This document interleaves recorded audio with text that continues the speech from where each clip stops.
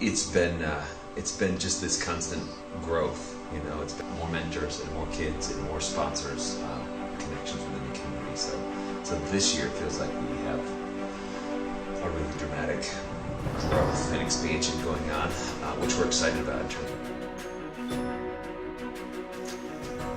So to me, robotics is really a lot of family-based stuff. A lot of us are here basically every night of the week, and we're here for long hours on those nights. So not only are we getting together to, you know, grow our talents and being able to produce robots, but we're also kind of producing this sense of togetherness. Like, everyone on this team kind of brings something to the table.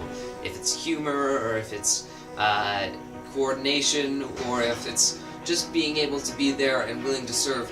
Everyone is able to bring something to the team that no other person can offer, and based on that we kind of get this strong bond of being able to work together through no matter what happens. I'm working to do a FTC team. Draw our robot into another school to help them get influenced into robotics. Right, force area. We helped them get their team started. Battery to another, or one team is actually programming another team's robot for them real quick before a match starts. There's a lot of helping other teams involved in robotics that I really don't see with any other sports or activity. Like, we just went into a classroom and taught kids winter safety.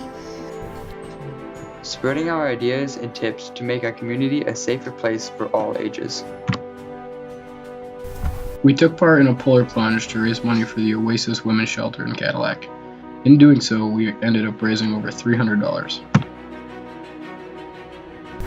We volunteered at the center and led them through messy science experiments such as creating their own solutions, mixtures, and building balancing structures.